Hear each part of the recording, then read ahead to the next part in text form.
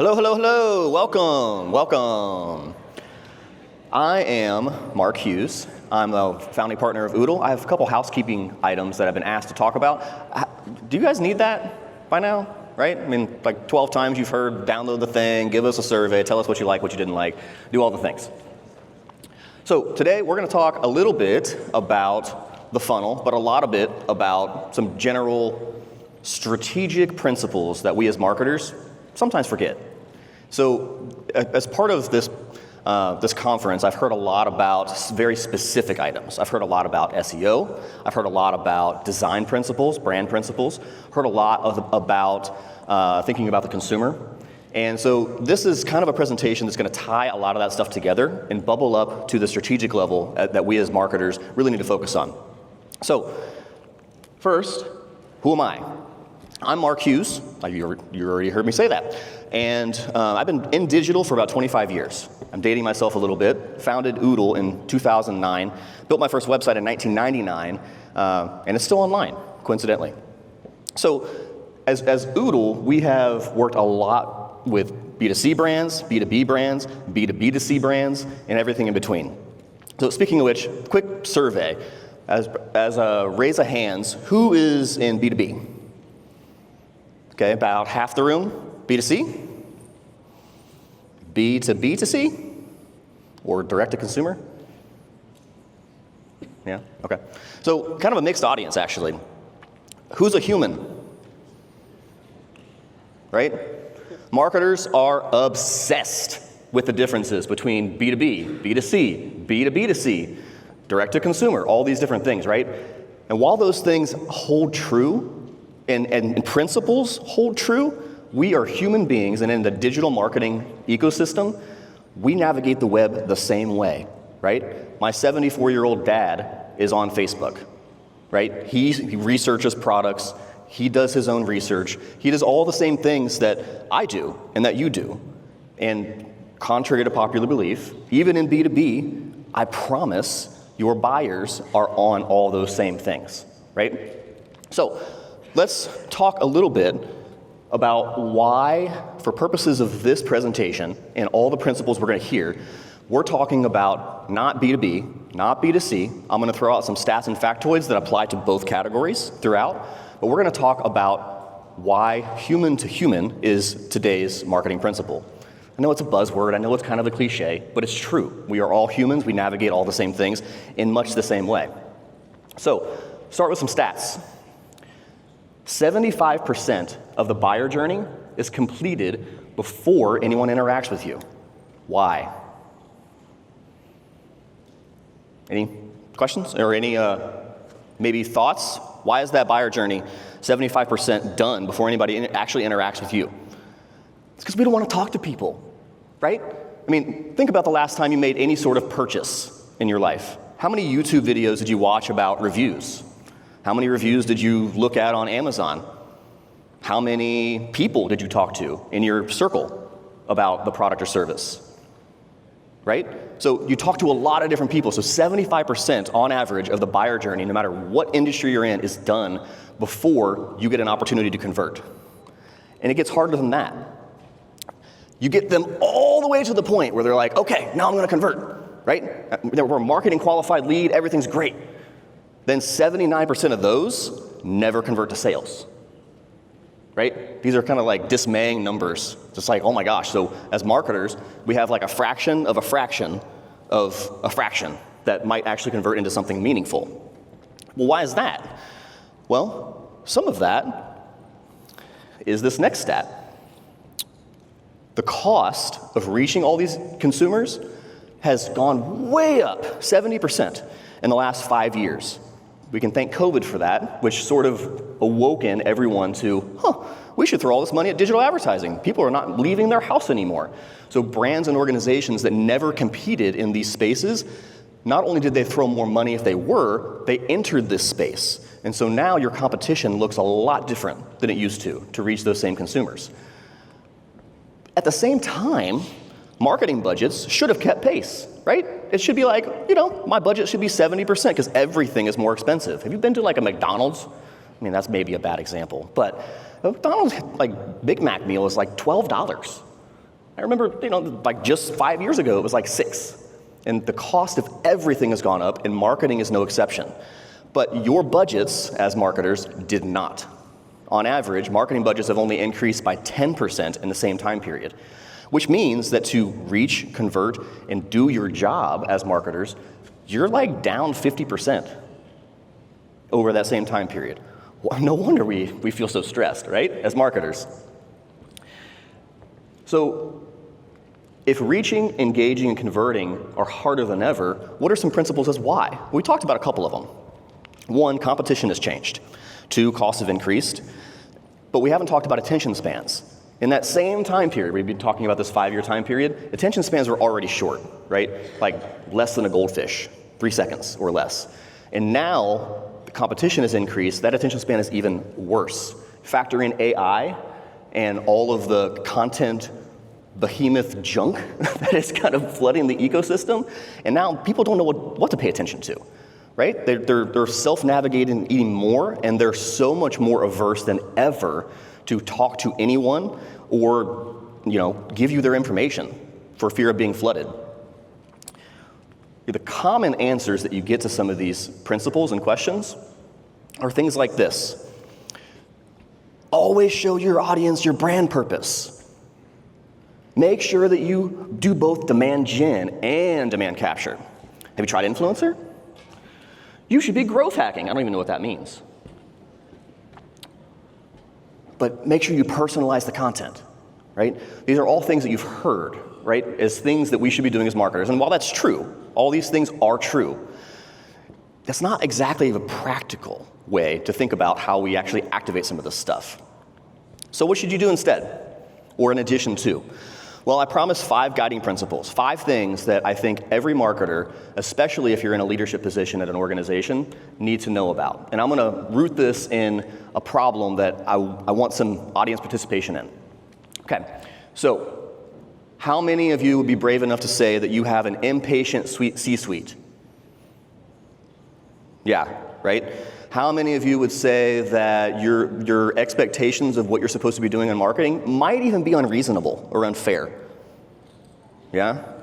Okay. How many of you would be brave enough to say, if your boss is not in the room, that maybe your boss doesn't understand how marketing works?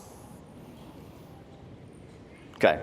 I've heard a lot about, hey, this is my table over here, these guys. So, the principles of marketing are hard for anyone to understand that doesn't come from marketing. It is part art, part science. You've probably heard that 12 dozen times during this conference. And that is 100% true. The art part is so difficult for the C-suite to understand. They want numbers, right? It's all about, what are the results today? What have you done for me lately, is kind of the mentality. And that's not fair for marketers. It leaves all of us feeling frustrated. It leaves all of us feeling like we're failing, like, oh my gosh, we need leads today, or we need sales tomorrow. And so we're left thinking about short-term expectations, and we miss all the long-term outcomes. So what I'm going to do is talk about 5 principles that help us reroute and reground, and dare I say, get buy-in for that boss that may not understand what's going on. So thing number 1, zoom out. Not only are we obsessed with the difference between B2B, B2C, B2B2C, we're also obsessed in digital with the ability for us to target. How narrow can we target? How narrow can we get? What are the there's a lot of programmatic vendors that are out there. How much good data can we get to balance or advance some of the work that we're doing behind the scenes? All those things are real and things that we should be paying attention to and doing. But it can also lead us to a dangerous place. How many of you are, maybe much to your chagrin, measured based on last click attribution? Like, that's the number 1 principle that you drive success towards, so paid search or whatever. No participation on that one. Yeah? Like, everyone's like, kinda. Most organizations that I've seen, it's the easiest way to attribute, right? It's the last click, so therefore I'm going to give credit to search. Well, the assisted lead across all these other channels and things, which we'll talk about eventually, is so much more important than that last click attribution, but super hard to measure. It's the art part, right? It's not the science part. I heard someone say yesterday during a presentation, and I like this, so I'm stealing it, just accept the fact that 70% is as good as you're gonna get. Like, make that a principle that you drive throughout your organization. You're gonna have 70% accuracy with your attribution, and all the rest is art. And that's maybe aggressive as a number for a lot of organizations that may not have the right setup to be able to even attribute 70%. So how can we think about marketing that is not related to that last click attribution or something like that that's super narrow? It's an ecosystem. We've been thinking about ecosystems at Oodle since roughly 2016, 2017. And I remember having this conversation with my team, and we're like, how can we get this particular persnickety client to understand how these things relate together? How do they work together in a way that makes sense? And we're like, okay, yeah, we'll call it an ecosystem. Everyone knows like 7th grade science, right? You can understand how biological ecosystems or oceanic ecosystems work. It's all this stuff that work together to create life and create this harmonious situation that we live in, right? Digital marketing is no different. Everything works together. All of these different pieces and parts that you have activated have to work with one another. Okay, so another show of hands. If you have an agency that does your media, raise your hand. If you have an agency that does your creative, raise your hand. I'm not getting any participation, y'all. I know everybody has agencies in this room. So the point I'm trying to drive here is that when you have agencies that are pointing in different directions, or you have internal teams even, or groups that are pointing different directions, you're not working as an ecosystem. You don't have a guiding principle, a roadmap, so to speak, of where you're going and why those things make sense. So I'm going to prove to you why an ecosystem matters. So we all care about last click attribution because we have to. We have to be able to report that out to our internal stakeholders who care about it and told us that we have to care about it, right? But what they don't understand is that this is the average conversion path in a nutshell. It takes 20 touch points across 12 different channels and surprisingly 5 different devices. You all have a phone, you have a personal computer, you have a work computer, you have a connected TV, you have all these different things, right, that you're interacting with the web on. That's huge. That's a much bigger ecosystem than someone converted on paid search, right? So when we think about how big this ecosystem is, and we think about how many touch points, how many channels, how many devices, it can get overwhelming. So how do we wrangle that? How do we figure all that out? Well, we have to start by thinking about our competition. When I said the word competition, I'll bet that 50% of you thought of the logo of your actual competition, right? Who is my competition? I know that. I know what they're doing in market. I know what we're doing to combat what they're doing in market. The truth is, that's only part of your competition. Remember that number about costs going up 70% in the last 5 years? The truth is, those 4 bubbles around the star, that represents who you just thought of as your competition. But your competition is actually anyone that is reaching those same consumer groups that you are. And so costs and how you compete in a digital landscape for those precious 3 seconds of attention have never been more difficult because of all this logo parade that you don't even see behind the scenes. That's something that we have to factor in as marketers, and I think C-suites in particular need to be educated as to how this works because it's different than it used to be. It just is. So how do we prove that? How do we get some of this information and be able to tell the C-suites and be able to tell our internal stakeholders what it is that we're doing, what's working, what's not? Well, of course, you have to use technology, right? Duh. But when you think about like how big that universe is, you talk about CRMs, marketing automation systems, DMPs, data visualization software, social listening, influencer, machine learning algorithms, AI, retail channels, e-com, go on and on and on and on and on. And then before you know it, it looks like this, right? Like this is literally 5,000 different options for MarTech in some way, shape, or form. That's insane. This ecosystem is absolutely enormous. A lot of it is filled with vaporware, promises that are not real, right? So things that are intended to solve your problem that actually makes your life a little easier or a little harder. So anyone have experience trying to bring on a new piece of MarTech within your organization? And then you're like, yeah, this is gonna make my life so much easier. It's gonna be great, it's gonna be wonderful. And then you get into it and you're like, uh-oh, this is actually a lot more work than I expected. Like a lot more work than I expected. Well, the reason for that is that organizations, they don't plan for the complication. They don't plan for how difficult it is for technology to solve their problems, right? That's almost like an oxymoron. That's like counterintuitive. What do you mean? Technology, we've been told, will always solve all of our problems, especially in marketing. We need more software for this and for this and for this, and all of it's gonna work together and it's gonna be seamless and harmonious, right? Not how it works. So we have lots of clients that we have onboarded that have previously purchased software before talking to someone like us. And then they're like, oh yeah, we just bought, this marketing automation software and this CRM and this influencer thing and this whatever. And before you know it, they have this spider web of things that they are not staffed to support. They didn't think about the internal dynamics of how all that stuff has to work together. Someone has to actually clean the data in the CRM. God forbid salespeople actually use it, right? To fill out the information that we need as marketers to be able to use for our stuff. And what it turns into is that this tech stack that we thought was going to be game-changing and life-saving and save us so much time and energy, it turns into a very, very, very expensive desk ornament. Sometimes literally, sometimes figuratively.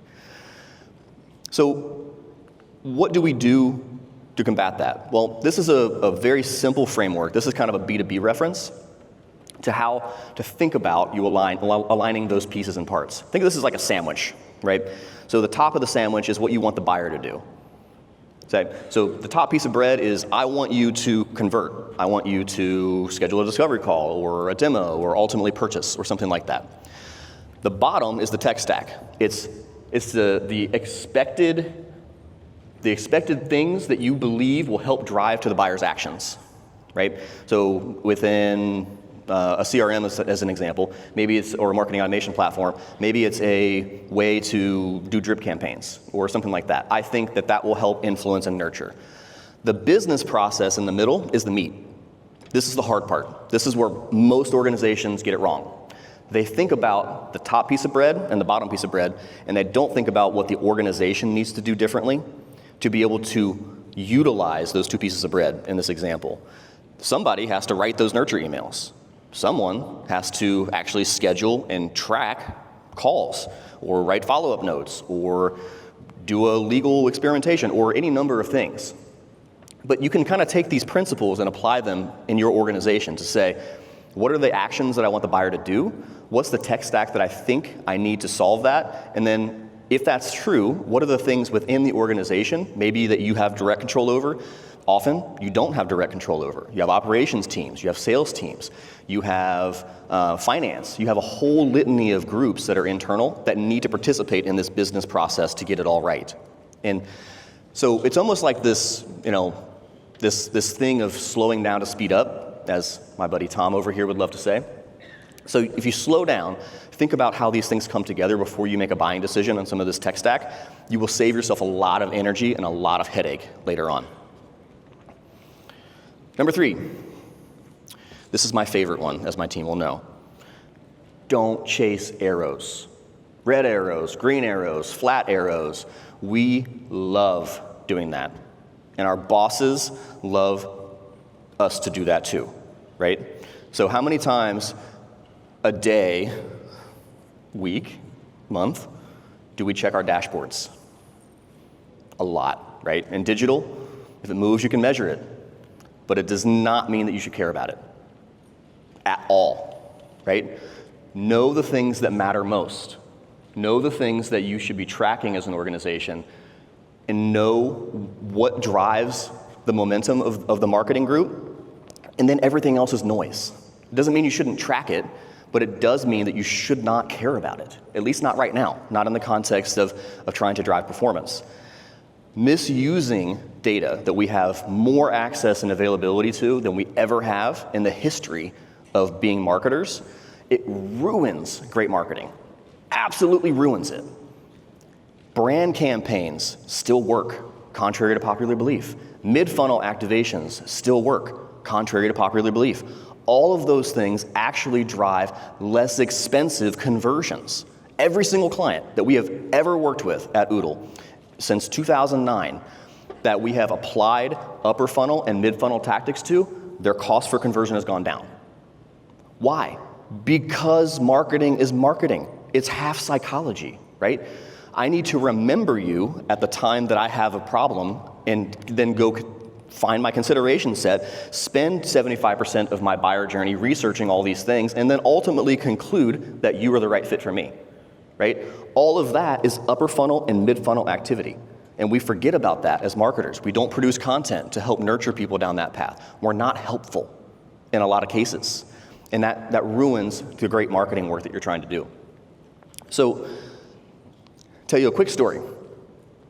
This is a real client that is a hot dog brand that may or may not have a hot dog eating contest on the 4th of July every year. This client was very focused on the data, very focused on red and green arrows, okay? But monthly reporting is fake news. I promise this is my only political joke. Maybe the wrong day for it.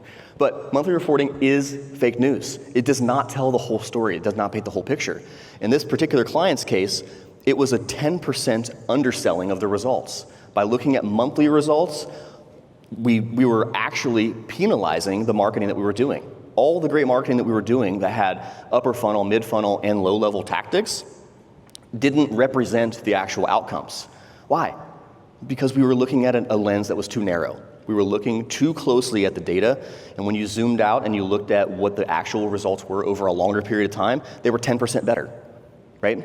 So zooming out, use technology to do it, and don't get so focused on chasing those red and green arrows, and I promise you, you will have better outcomes in the end. But that's really hard to sell into your leadership team, right? It's be patient, be patient, be patient. It's gonna work, we gotta give it time. No one wants to hear that at a C-suite level, right? Which is why we have to get some of that buy-in, and we'll talk a little more about some strategies and activities that you can do to get that in just a bit. One other principle about this, and this is actually still that same client, that we need to remember, especially in things like media activations, is that always-on campaigns always deliver better results. Why is that? Well, this chart on the right is actually put together by a programmatic vendor that we were working with as part of this activation. And I love this chart because it shows you the differences between where the machine learning calibrates, so that's like kind of the spiky thing, right? It takes a little bit of time for machine learning and algorithmic things to do their job and get working. And then cost per acquisition goes down over time. The problem is that when we chase red and green arrows, we end up looking at this thing and we're like, oh God, we better stop. It's not working. I got red arrows this month, right? And then you start the cycle all over again. When you start and stop campaigns or activations prematurely, it not only ruins your marketing because now you're not reaching people where they need to be, but it also gets incredibly expensive because every time this algorithmic change has to reset, your costs spike. And then they come down a little bit, and then spike, and then they come down a little bit. So this is a great visual representation of make sure before you stop something that you're measuring the right things and you're making the decisions based on real information, not something that is chasing red and green arrows. A final point here around campaign activations is that your activations do not have to be a shotgun. So I've been talking a lot about, make sure it's a full funnel and make sure you're doing awareness and consideration and decision and evangelism and all the normal marketing principles everybody here knows. What I thought was an interesting representation, and we actually stole this from Google, I can't take credit, we just made it look like us. But the principle from here is that your activations, they kind of work like a reverse waterfall, right? So you fill a bucket, you optimize that bucket to a certain point, you'll never get to 100%, don't try. Right? Get to a place that you're satisfied with what your market share looks like, what your reach looks like, what your numbers look like, and then take the rest of the money, do not put it in that same activation tactic, expand.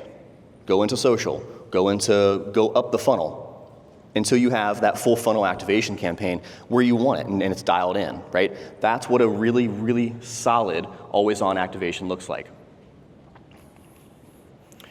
Next thing, have a roadmap. We talk about roadmaps a lot at Oodle. In fact, we just renamed it last night. We're evolving as an organization.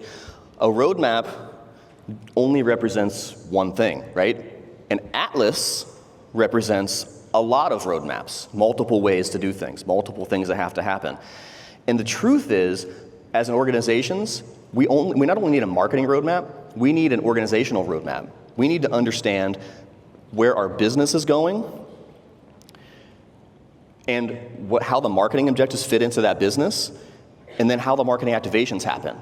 This seems so simple, and it seems so easy. Like this is the most misunderstood slide maybe in anything that we'll talk about today. The number of organizations that I've talked to, even sitting in the room with the C-suite, when I ask, what are your business objectives? They're like, oh, we want more sales. Wait a minute, that's not a very good objective, right? I want to own the market share in this space, or I want to expand and grow into different spaces. Now, not every organization is as inept as I'm describing, but you kind of get the principle here. We have to understand the business objectives very, very clearly as marketers before we can turn them into marketing objectives, and then before we can turn them into marketing activations. So often, we start on the right, and we say, the easiest thing for me to do is to turn this on, right? The easiest thing to do is for me to produce this thing. It doesn't align with the marketing objectives, doesn't align with the business objectives, and then all of a sudden, your boss is looking at you like, what have you done for me lately? So, another piece of advice that I have with regard to aligning those objectives is you have to understand where your business is, where we or you as a marketing person want to go, and your organization's willingness to get you there, right? So we've been talking about the impatience of the C-suite, and I feel like I'm beating up on them, but for good reason. So if you're in an organization that wants sales today, do you think you can advance on the roadmap of where you want to go in your marketing sophistication in 1 year? The answer is probably no. Right? It's going to be a long journey in a lot of cases. You want, let's say, a CRM to help you with first-party data sets. Well, that implementation takes a long time. If your organization is not willing to invest in that, as an example, then you trying to collect that information and push it, it feels like you're pushing a ball uphill, and it just keeps falling down. It doesn't work. So plotting yourself on some kind of roadmap that says, here's where I think our organization needs to be with marketing sophistication, here's where we are now, here's where our competitors are, and here's how long I think it'll take us to get there, is absolutely something that all marketers should be doing more of. In practice, it turns into something like this, right? That little cutesy roadmap with a little car of, choose your own adventure, where are you? That's not really practical. This is what it turns into as part of like a multi-year journey, multi-year plan. We want to, fiscal year 19, do all these things, all the way up to, in this case, fiscal year 2023. And so, how do you get to this point? This is a multi-year journey that is going to take, in some cases, millions and millions of dollars to be able to achieve some of these things to increase our level of sophistication in marketing. It's hard. It's very difficult. You need not just your marketing team involvement, your sales team, your finance team, your operations groups, your distribution groups. All these different parts go into this multi-year roadmap. But how do you get there? Like, how do you get the alignment of the entire organization to say, I want to spend, let's just pick a number, $5 million over the next 4 years to advance our sophistication in marketing? It's not going to tie directly to results. I just need you to invest because our marketing will be better later. Well, a really practical way to do this is a consulting framework that is the Magic Quadrant. And so in this T-chart, I love doing this exercise with clients. And I always, when we do it, we have multiple stakeholders in the room. Do not do this with just by yourself. This is an exercise that is done in a group setting with all the stakeholders involved that you think are important to this process. What it is a way for you to reach alignment and talk about things that are not. Simple framework, T-chart. The vertical axis is impact. The horizontal axis is urgency. So if you have something that's high impact, high urgency, and you could actually make an argument, and I think maybe this slide's messed up, it's actually supposed to be effort. So high urgency or high effort, in this case, you end up in a place where you can define a quadrant where when you do the Post-it note exercise of like, write down all the objectives that you think are important. They could be small, they could be big. And then you plot them on this T-chart as part of this exercise. And you're gonna see pretty quickly, visually, how some of the things are like low impact because they're low impact, low urgency, high effort, or the things that you should be doing like next week. It bubbles up very, very quickly. And that becomes a very easy way for you to plot at least your next 3, 6, 9, 12 months. And then some of those other things that are in the quadrants that are not the magic quadrant end up being your multi-year objectives. The things that are gonna take more time, energy, a lot of involvement from other groups. And it doesn't mean they're not important, it just means there's so much more effort that you don't do them yet. You don't do them now.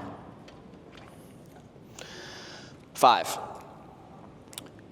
be relentlessly helpful. Oodle has a core value that is exactly this. If you picked up one of our conference kits, there's some emergency and some other fun little survival goods of conferences in there, and it says be relentlessly helpful on it. This is a principle that applies to everything in the modern marketing world.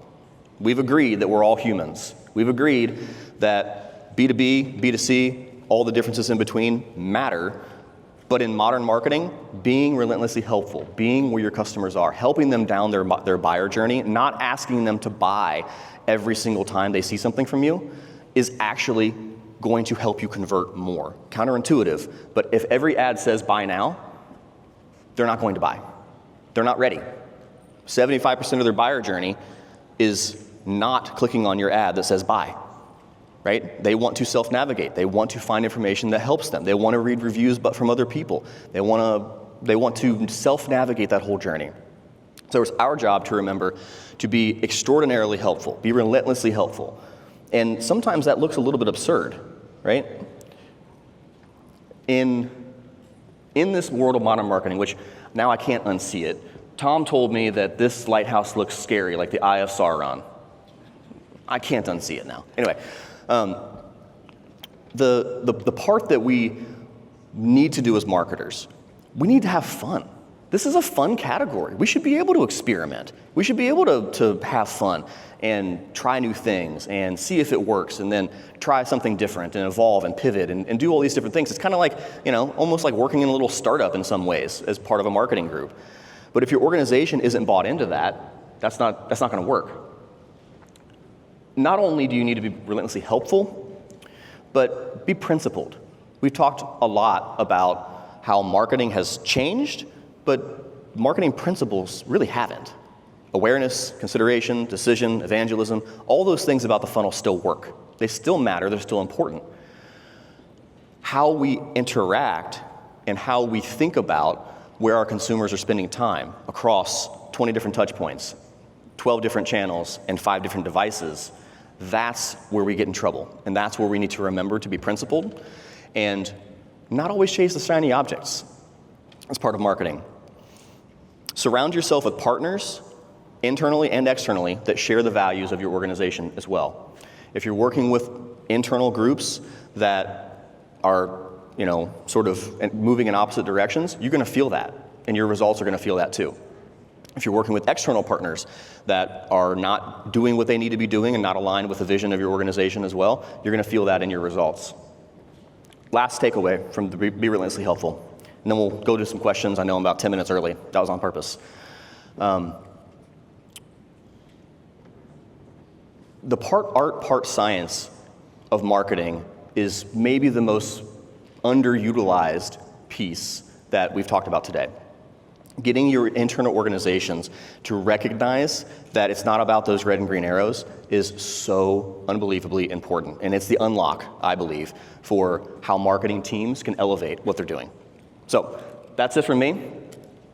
Let's connect on LinkedIn.